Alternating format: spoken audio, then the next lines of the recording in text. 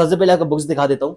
ये है डायनेस्टीज, ये है dynasties and tribal heroes of Madhya Pradesh, ठीक है। ये है आपकी हिस्ट्री की यूनिट 5। ये है सोशियोलॉजी, जो आपका पेपर 2 पार्ट बी है। ये है सोशियोलॉजी, ठीक है, इंग्लिश मीडियम वर्जन है ये मेरे पास। ये है आपका समाजशास्त्र, पेपर 2 पार्ट बी सोशियोलॉजी का हिंदी मीडियम वर्जन। ये है आपका एंटरप्रेन्योरशिप, इंग्लिश मीडियम का, जिसमें यूनिट 1 और 2 है।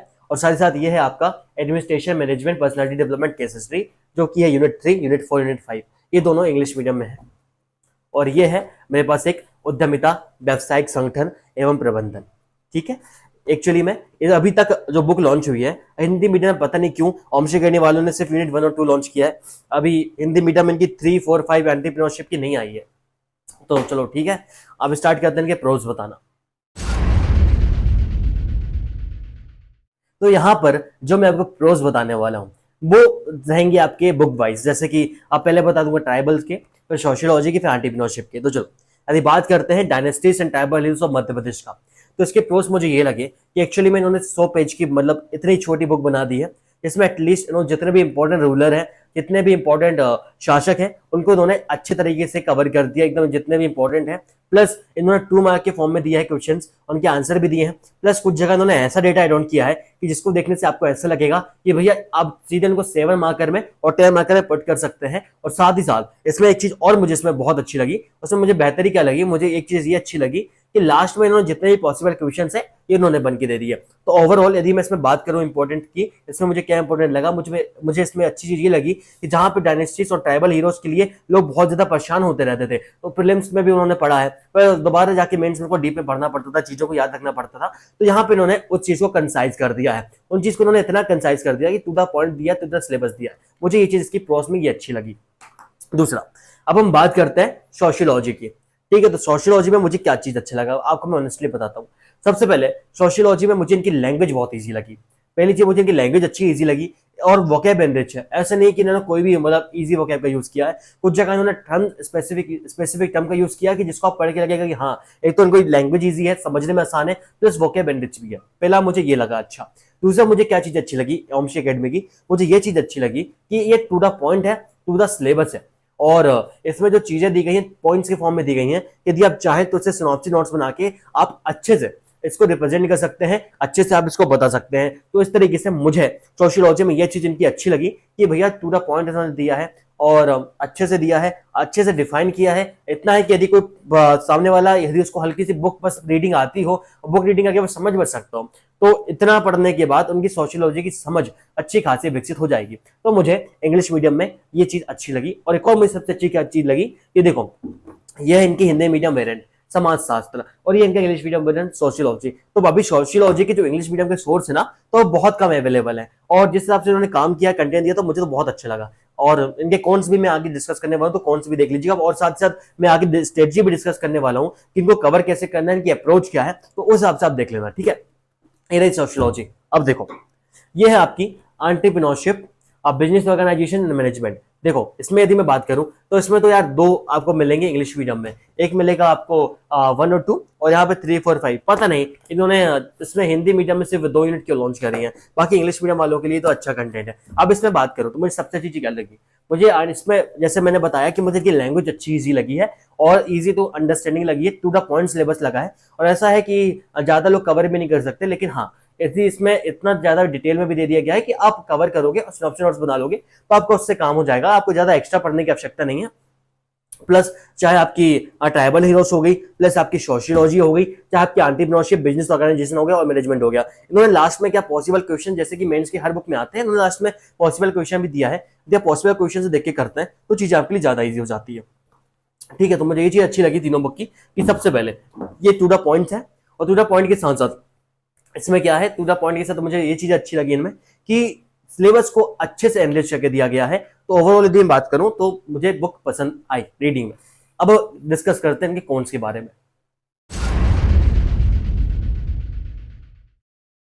यदि बात करें कॉन्स की, तो सबसे पहले मैं आपको कॉन्स बताना चाहूंगा dynasties and tribal heroes of Madhya Pradesh का। इससे मुझे सबसे बड़ा कौन क्या लगा कि इसमें इन्होंने क्वेश्चन आंसर के फॉर्म में दिया है और इन्होंने इंपॉर्टेंट रूलर के फॉर्म में दिया है। तो एक्चुअली में यहाँ पे इन्होंने जैसे मैप्स हो गए, इन्होंने मैप का यूज नहीं किया है, एक्चुअली में इन्होंने यहाँ पे फ्लो चार्ट का यूज नहीं किया है, और एक्चुअली में इस टाइप की क्रिएटिविटी का उन्होंने यूज नहीं किया। जैसे फ्लो चार्ट का यूज कर सकते थे, थीमेटिक का यूज कर सकते थे, मैप्स का यूज कर सकते थे और इस बुक को ज्यादा बेहतर बना सकते थे, है ना। तो एक्चुअली मुझे यहाँ पे कमी लगी मैप की, क्योंकि मैप इजी टू अंडरस्टैंडेबल होता है, और इसलिए अब मैं ये कहना चाहता हूँ कि इसमें ओमस्टे अकेडमी यदि मैप डाल दे, थोड़ी क्रिएटिविटी, थीमेटिक, फ्लो चार्ट वगैरह और ऐड कर दे, तो इसमें ये बुक और अच्छी हो जाएगी। और दूसरी चीज मुझे इसमें ये अच्छी नहीं लगी कि भैया यदि कोई व्यक्ति स्टार्टिंग में पढ़ रहा है ना, तो यदि वो रट ले तो काम हो जाएगा उसका, लेकिन यदि उससे समझ विकसित करनी है तो इससे समझ तो विकसित नहीं होगी।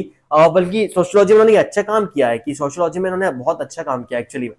तो dynasties and tribal heroes of Madhya Pradesh में क्या हुआ है कि एक्चुअली में यहाँ पे मैप्स यूज नहीं हुए हैं, बाकी यदि मैप्स बस यूज कर ले तो कंटेंट तो बहुत शानदार है और इतने से भी पढ़ के बहुत अच्छे मार्क्स स्कोर किए जा सकते हैं। ठीक, अब मैं दूसरा आपको कौन बताने वाला हूँ सोशियोलॉजी के। सोशियोलॉजी में मुझे क्या कौन लगे, देखो सोशियोलॉजी में मुझे सबसे बड़ा कौन ये लगा कि भैया बुक देखने में बहुत ज्यादा बल्कि लगती है। देखो बुक मतलब देखने में इतनी ज्यादा बल्कि लगती है कि यदि कोई फर्स्ट टाइम रीडर है तो वो देख के ये सोचेगा कि भैया बुक इतनी मोटी क्यों है और क्या इसमें सब कुछ दिया है। लेकिन एक्चुअली में मैं इसका रीजन बता देता हूँ क्या है। देखो यार, एक्चुअली में उन्होंने फॉन्ट इतने बड़े बड़े यूज कर लिए हैं, इतने बड़े बड़े फॉन्ट यूज कर लिए हैं कि जो बुक है बहुत ज्यादा बल्कि लगती है। इन्हें बहुत ज्यादा आवश्यकता है कि ये जो फॉन्ट है ना, फॉन्ट को ये घटा लें। सच बता रहा, फॉन्ट को इन्हें छोटा करने की आवश्यकता है। प्लस इसमें सोशियोलॉजी में भी अब मुझे ऐसा लगता है कि यदि ये फ्लो चार्ट पे वर्क करेंगे और साथ ही साथ जैसे कि माइंड मैप्स वगैरह, माइंड मैप्स हो गए, फ्लो चार्ट हो गए, आपके मैप्स वगैरह हो गए, है ना, ये इनका यूज करेंगे, थोड़ा डायग्राम्स वगैरह का यूज करेंगे, तो ये बुक और भी ज्यादा क्रिएटिव लगेगी, बुक और भी ज्यादा इंटरेस्टिंग लगेगी। जैसे उन्होंने इजी लैंग्वेज का यूज किया है, वैसे यदि क्रिएटिविटी और बढ़ा दें अपनी बुक की क्रिएटिविटी, जैसे कि बात करें हम मैप्स की, बात करें हम बाकी अदर चीजों की, तो ये बुक और भी बेस्ट हो सकती है और भी बेटर हो सकती है। तो बस मुझे ये लगा इंग्लिश मीडियम के लिए तो वैसी कंटेंट नहीं मिल पाता, लेकिन यहाँ कंटेंट है तो बहुत अच्छी बात है। ये मुझे लगा सोशियोलॉजी में। ठीक, समाज शास्त्र में भी सेम रिव्यू है, चाहे हिंदी मीडियम हो चाहे इंग्लिश मीडियम हो, मुझे दोनों में ये कमी लगी कि भैया उन्होंने फॉन्ट बड़े बड़े कर दिए दोनों में, इससे कारण बुक बल्कि लगती है। और जो रीडर एक्सपीरियंस होता है ना, तो फर्स्ट टाइम भले अंदर से आदमी पढ़ ले, लेकिन देखने में लगता है कि यार क्या ही है। और दूसरा माइंड मैप्स वगैरह यूज कर दो तो ज्यादा बेहतर रहेगा।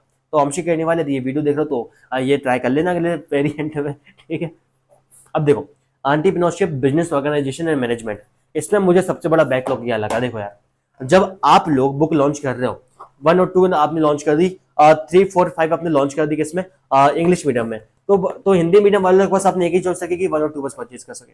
यदि आपने चॉइस दी है तो सबसे पहले दोनों को चॉइस दो। मैं तो ये कहना चाहता हूँ, यदि आप काम कर रहे हैं तो दोनों के लिए काम करिए। दूसरा, अब मुझे इनमें पढ़ना में कुछ इतना खास समझ में तो नहीं आई, कुछ खास कमी तो समझ में नहीं आई मुझे कि इसमें कुछ खास कमी हो कि इसको मैं हाईलाइट कर सकूं। बट हाँ, अगेन जहाँ पे यहाँ पे फ्लो चार्ट का यूज होता है इन्होंने किया है, बट एक्चुअली में ये चाहें तो और भी डायग्राम्स का यूज करके और भी पॉइंट्स का यूज करके हाईलाइट कर सकते थे। बाकी इसमें जो डेटा दिया है, डेटा तो आपका बहुत अच्छा दिया गया है। इसके बाद चलो हम जाते हैं फाइनल कंक्लूजन की तरफ। यदि फाइनल कंक्लूजन की बात करें तो मुझे ये जो बुक है dynasties and tribal heroes of Madhya Pradesh, मुझे अच्छी इसलिए लगी क्योंकि एक्चुअली में यहाँ पे सीधे इंपॉर्टेंट रूलर दे दिए गए हैं, और जब लास्ट टाइम में आप रिवीजन करने के लिए बैठते हैं तो यही बुक आपके लिए सिनॉप्सिस से काम कर देगी। और आपको 100 पेजेस से लगभग मतलब 50 पेज मांगे चलो, एक अच्छी मतलब इस बुक के कंपेरिजन में मांग के चलोगे तो लगभग आपके कितने 50 पेज समथिंग हो रहे हैं, और 50 पेज में इंपॉर्टेंट रूलर दिए गए हैं, उसमें इंपॉर्टेंट डेटा दिया गया है, तो उसके साथ से मुझे एनफ लगती है।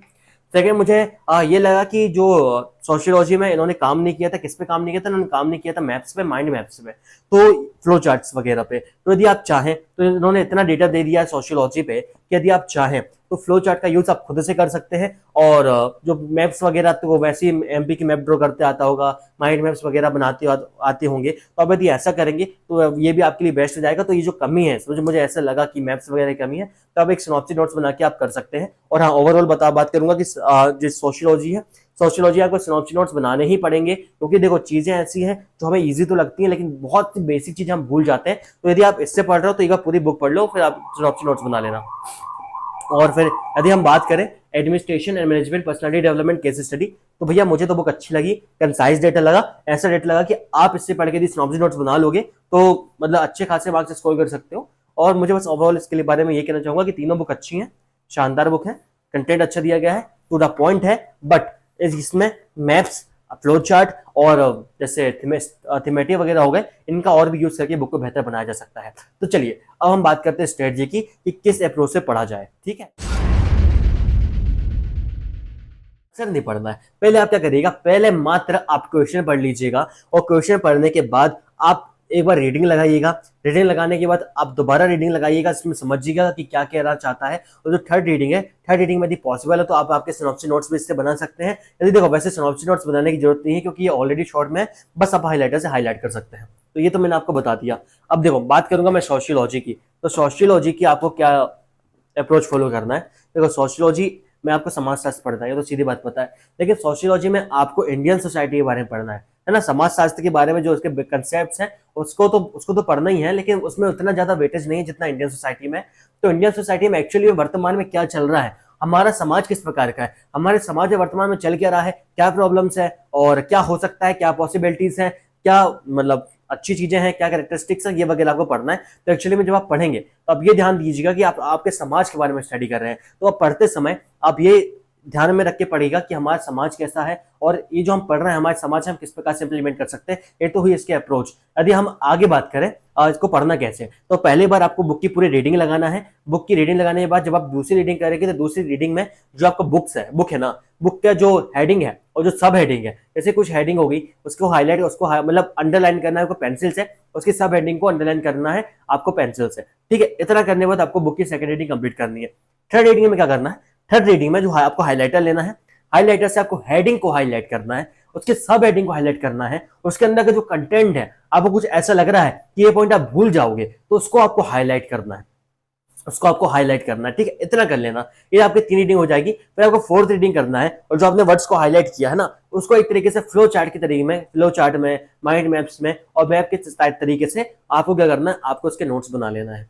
ठीक है, तो इतना आप करेंगे तो इतना इनफ हो जाएगा। सेम स्ट्रेटजी आपको फॉलो करना है एडमिनिस्ट्रेशन, मैनेजमेंट, पर्सनालिटी डेवलपमेंट और entrepreneurship, business organisation and management में। देखो सबसे पहले आपको जो एंटरप्रेन्योरशिप की अप्रोच ये रखनी है कि आप एक बिजनेसमैन हो, आप एक सक्सेसफुल बिजनेस खड़े करना चाहते हो और इसके लिए क्या चीजें आवश्यक है और क्या चीज हमें नॉलेज में होनी चाहिए, क्या बेसिक हमें पता होना चाहिए किसी बिजनेस को स्टार्ट करने के लिए, वो आप एंटरप्रेन्योरशिप में खुद एज अ बिजनेस मैन आप खुद को रखिएगा और पढ़िएगा। दूसरा मैनेजमेंट में आप ऐसा मैनेजमेंट रखिएगा कि एक्चुअली में आपको आपकी कंपनी को मैनेज करना है, बहुत बड़ी कंपनी के ओनर हो, अब आपको कंपनी को मैनेज करना है तो आप वेरियस मॉडल को स्टडी कर रहे हो, ऐसे मॉडल्स को स्टडी कर रहे हो कि इन चीजों को मतलब हम अपनी कंपनी को सबसे अच्छे तरीके से कैसे मैनेज कर लें। फिर आपके पर्सनालिटी डेवलपमेंट आता है, तो पर्सनालिटी डेवलपमेंट में आपको क्या करना है, देखो एडमिनिस्ट्रेशन मैनेजमेंट दोनों में है, बिजनेस ऑर्गेनाइजेशन एडमिनिस्ट्रेशन मैनेजमेंट दोनों में लगभग सेम अप्रोच से पढ़ना है कि आपकी कंपनी है, मतलब प्राइवेट पब्लिक दोनों टाइप से पढ़ना। ठीक है, मतलब प्राइवेट फर्म भी और पब्लिक फर्म भी। पर्सनालिटी डेवलपमेंट में आप ऐसे पढ़िएगा कि जब आप खुद की पर्सनालिटी डेवलपमेंट करके पढ़िएगा कि यदि जो इसमें आप पढ़ रहे हैं क्या वो आप आपकी पर्सनालिटी से रिलेट कर पा रहे हैं। तो मतलब जब आप उसके कॉन्सेप्ट्स पढ़ेंगे ना तो उसको अपनी पर्सनालिटी से रिलेट कर लीजिएगा। यदि आप इतना कर लेते हैं तो आपका ये अप्रोच पर्याप्त हो जाती है। और जो मैंने सोशियोलॉजी में जो तरीका बताया सिनॉप्सिस नोट्स बनाएगा कि सिनॉप्सिस नोट 4th रीडिंग में लगाना है, वो इस टाइम इसमें भी अप्लाई होंगे। आशा करता हूँ वीडियो पसंद आई होगी।